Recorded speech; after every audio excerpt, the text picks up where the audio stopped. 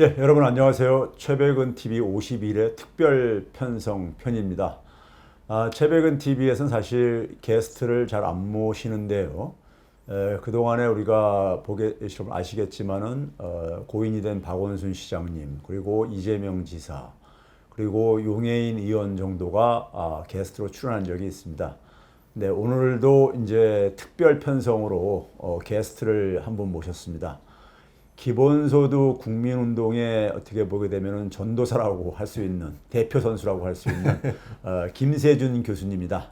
교수님입니다. 네, 안녕하세요. 네, 안녕하세요. 네, 김세준입니다. 네. 뭐 전도사라고까지 해주셔서 제가 볼 때 슈퍼맨이던데. 슈퍼맨이 진짜요. 체력이나 아이가 열정이나 모든 면에서 제가 따라갈 수 없는 네, 그런 분이십니다. 뭐 과찬이십니다. 고맙습니다. 오늘 이제 제가 특별 편성을 한 이유는요. 기본소득이 시대적인 어쨌든 간에 화두로 부상한 것이 분명하고 정치권에서도 이제 핫 이슈가 되었고요. 그래서 여기에 대해서 좀 이제 정리할 필요가 있겠다 싶어서 제가 오늘 이 자리를 만들었습니다. 먼저 제가 좀 그 기본소득 국민운동에 지금 황인 대표 맡고 계시니까는 잘 아실 테니까는 지금 운동본부가 전국에 몇 군데나 지금 만들어졌죠. 그때 왜 그 처음 광역본부 출범할 때 오셨잖아요. 예, 경남에서 작년 할 때. 예. 12월 20일. 예. 그때 이후로 한 몇 개 정도 됐다고 예상하시나요? 저는 그냥 대충 짐작할 때 한 뭐 5, 60여 개 이렇게 정도 사실은 네. 이렇게 느낌이죠. 네, 뭐 느낌. 그 7월 10일 현재 80개. 네. 80개. 그러니까 중앙본부, 광역본부, 그다음에 지자체 포함해서 그다음에 또 특별본부들이 있거든요. 예. 네, 그렇게 해서 80개. 그게 이제 그러니까 그 부문별로도 이제 포함된 겁니까? 그렇죠. 예. 농어촌본부라든가 뭐 예술인본부 다 청년들 포함해서 뭐 이렇게 청년본부 포함해서요. 그러니까 이 소위 그 지역 그러니까 그 기초단체라든가 이런 그 단위로는 몇 개 정도가 됩니까? 중앙본부가 하나가 있고 광역본부가 18개, 그다음에 이제 특별본부가 3개가 있고 나머지는 다 지자체 본부들입니다. 그래서 이게 거의 뭐 2.7일당 한 개씩 지금 확산되고 있는 2.7일당이요. 네. 제가 이제 그걸 좀 이제 그 처음 이제 여쭤본 이유는 이렇게 국민운동 차원에서 기본소득이 전개되는 나라가 세계에서 대한민국이 유일한 나라예요. 그렇죠. 해외에서 저도 이제 기본소득을 오랫동안 연구해 왔지만은 기본소득을 전문가들이 주로 이제 그러니까는 그 해외에서는 논의하고 그다음에 이제 일부 나라에서 이제 그러니까는 기본소득을 지역 단위에서 이제 운동하는 경우들은 가끔 봤어도 이렇게 전국적으로 그러니까 한 나라에서 이렇게 전개되는 경우는 제가 볼 때 유일무이한 경우고 그리고 이게 굉장히 들불처럼 확산되는 것에 저는 이게 여러 가지 의미가 있다고 지금 보고 있습니다. 대한민국의 최근에 그러니까 우리가 위상 변화하고도 이게 맞물려 있는 문제라고 저는 생각이 드는데요. 그래서 제가 이제 좀 주목하는 것은 왜 한국에서 이렇게 국민운동 차원으로 이렇게 전개되고 있는가. 좀 이 부분을 먼저 이제 좀 저는 주목할 필요가 있다고 생각이 들어요. 드는데 그렇게 하기 위해서는 지금 이제 우리가 살고 있는 시대가 어떤 시대인가. 그리고 우리 자신은 지금 어떠한 상황에 놓여 있는가. 이거를 좀 이제 우리가 이해해야지만이 저는 좀 이제 이게 한국에서 유독히 이렇게 정계 운동이 되는 것을 우리가 이해할 수 있다고 생각이 들고요. 그런 점에서 제가 조금만 좀 더 말씀드린다면은 저는 지금 우리 시대가 지금 우리가 이제 21세기라는 시대가 저는 이제 흔히 얘기해서 새로운 처음 시대라고 제가 많이 표현을 해요. 그러니까 새로운 처음이라는 것은 20세기까지 우리가 살아왔던 시대하고는 많이 다른 경험들을 지금 우리가 하고 있다. 그러니까 최근에 우리가 코로나 재난 같은 경우도 20세기의 감염병하고는 좀 다른 양상을 보여주고 있잖아요. 그리고 이제 우리가 한 12, 3년 전에 겪었던 금융위기 같은 경우라든가 아니면 기후변화 얘기라든가 이런 것들이 그러니까는 과거 20세기의 양상하고는 다른 차원에서 이제 전개되고 있는 거. 그렇다면 새로운 시대가 전개되면은 우리가 살아가는 방식도 달라져야 되고 또 그것을 해석하는 하나의 기준도, 내용도 달라져야 된다. 그래서 저는 새로운 문법이 필요하다. 이게 시대가 달라졌기 때문에. 그래서 저 같은 경우 경제학을 공부하고 연구해 왔지만은 경제학 교과서에 있는 이론적인 것들이 지금 안 맞는 것들이 되게 많아요. 안 맞는 것들이. 그러니까 처방책이 안 되는 것들이요.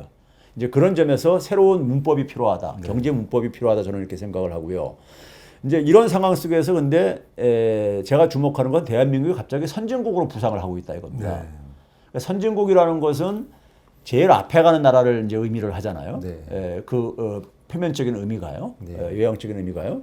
그러면 21세기의 선진국이라는 것은 21세기 우리가 살아가는 시대에서 직면하고 있는 문제들 이런 것들에 대한 길을 제시해 주는 게 선진국인 거잖아요. 근데 이제 우리가 이 코로나 재난 상황 속에서 지난해 같은 경우 보게 되면은 세계 최고 의료 기술을 가진 미국이라든가 최고 경제력을 가지고 있는 미국이라든가 그다음에 세계에서 어쨌든 공공의료 시스템이 굉장히 발달한 의료 기술뿐만 아니라 공공의료 시스템 발달한 서유럽의 주요 국가들 이런 나라들이 굉장히 무력감을 드러냈잖아요. 좀 실망스럽기도 했죠. 그러니까 그 얘기는 결국 뭐냐면은 그들은 그들 나름대로 방역에 대한 문법을 가지고 있는 나라들이잖아요. 근데 그게 안 통했다는 얘기잖아요. 근데 우리는 이제 우리의 K 방역이 상당히 해외에서 평가를 받았단 말이에요. 그래서 그것이 하나의 지금 새로운 어쨌든 간에 그 모델로서 이제 그러니까 우리가 평가를 받고 있는 것이 바로 이제 우리가 선진국으로 부상한 하나의 저는 중요한 하나의 모습 중에 하나라고 보고요. 그다음에 이제 작년에 이제 보게 되면은 또 이제 우리가 경제적인 충격도 가장 이제 우리가 잘 방어를 했잖아요. 거기에 저는 1등 공신 중에 하나가 이 국민들의 어쨌든 협조, 방역의 협조뿐만 아니라 더 나아가서 소위 소멸성 지역화폐라는 이게 전 세계에서 유일하게 대한민국만 도입한 정책이에요. 소멸성 지역화폐에 기초해서 전국민 재난지원금 준. 이게 저는 이제 새로운 경제 문법이라고 저는 이걸 평가를 합니다. 그러니까 경제가 충격이 오는 상황 속에서 거기에 이제 어떤 식으로 대응을 해야 되는가 경제적으로. 근데 미국은 이제 중앙은행에서 돈을 대규모로 찍어가지고 이제 대응을 시작했죠. 경제 봉쇄와 더불어서. 근데 경제 충격을 못 막았죠. 근데 우리는 뭐 돈을 찍어낸 게 선진국에 비하면 굉장히 적은 규모였는데 이 소멸성 지역화폐라는 걸로 굉장히 그러니까는 그 뚝이 무너지는 걸 막았다 이겁니다. 그런 점에서 어쨌든 새로운 경제 문법도 우리는 또 이제 제시를 했고 그 결과가 저는 올해 그러니까는 뭐 이 웅쿠타트에서 유엔에서 선진국 지위로 변경된 거라든가 이런 것들도 그 우연이 아니라 그 결과물이다 저는 이렇게 보고 있거든요. 근데 또 한편에서 보게 되면은 전 세계적인 현상이지만 특히 이제 이 양극화가 지금 굉장히 심해지고 있잖아요. 양극화를 보게 되면 우리가 이제 흔히 경제적인 불평등을 우리가 떠올릴 수밖에 없는데 우리나라 불평등이요. 주요 국가들 중에서 보게 되면 미국 다음으로 높은 나라입니다. 불평등이요. 그러니까 이렇게 심각한 상황 속에서 우리 내부가 지금 뭐냐면은 청년들도 굉장히 그 미래에 대한 희망을 지금 가지기 어려운 이런 상황. 소위 말해서 부가 대물림되고 그렇죠. 그다음에 대한민국의 경제 생태계도 굉장히 활력을 잃어가고 있는 뭐 이런 이제 상황에 저는 놓여 있다고 봐요. 이 상황 속에서 이 상황을 돌파할 수 있는 소위 경제적인 처방이 경제학 교과서에서는 대개 보게 되면요 돈을 풀어서 대응하게 돼 있어요. 정석이죠 그게. 근데 문제는 뭐냐면은 금리를 제로 금리까지 내리고 일본 같은 경우 마이너스 금리까지 지금 2016년부터 한 5년째 하고 있음에도 불구하고 돈을 대규모로 찍어서 공급함에도 불구하고 지금 앞에서 얘기한 양극화라든가 경제 이 활력이 떨어지는 것을 막지를 못하고 있단 말이에요.